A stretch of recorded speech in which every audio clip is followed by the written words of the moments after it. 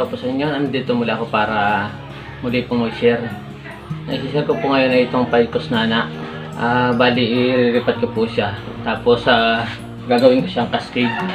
Yan, wala na pong masyadong babawasan sa kanyang branches dahil kunti lang po eh. Mas madali na po itong gawing cascade dahil naka-semi cascade na po ang style nyo. Lilipat na lang po natin sa mas mataas na paso.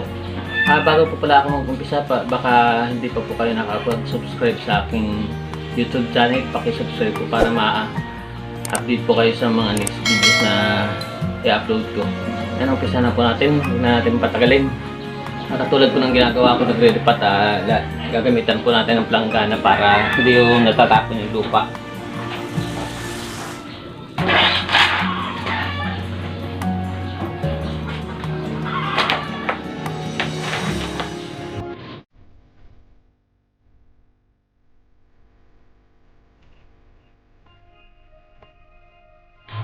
Sa mga nag-umpisa pa lang po, kayo magre-repat lang yung una, hindi po makawang yung gilid.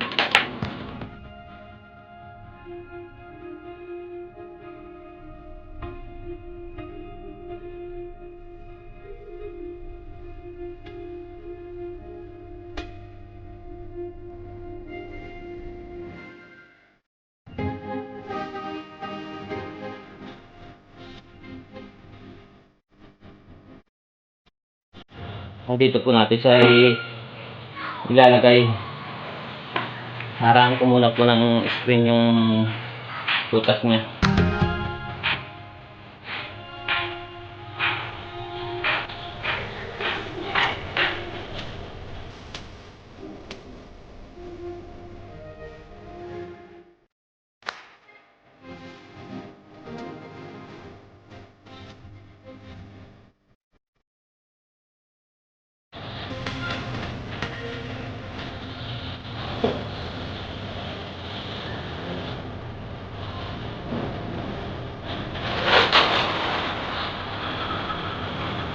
Po yung pinagbistayan ng black sand to.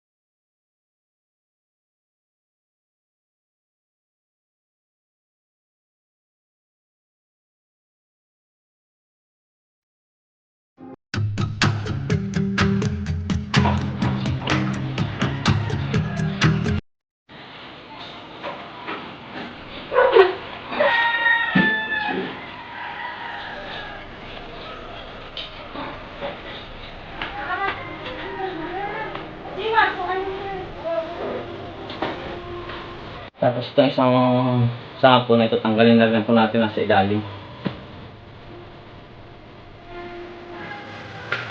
Katingin po itong Picos Nana na to. Kaya sa mga nag-uumpisa pa lang po ng bonsai, huwag nyo kayo nagkakat ng mga ganitong itatapin tusok nyo lang, pabayaan nyo lang, lalakit po yan. Pwede nyo gawin bonsai pag tumagal. Dali lang pong buhayin itong ganito, kahit tusok nyo lang po siya, mabubuhay na. Ngayon naman po yung i-wire natin siya para maging cascade.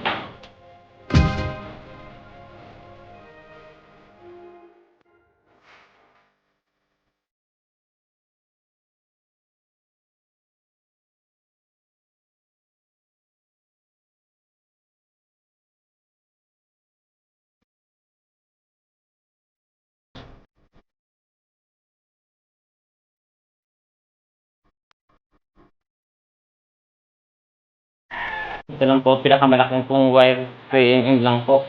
Kaya pag malaki sa ilaw, dagdag na lang po para mabaloktot.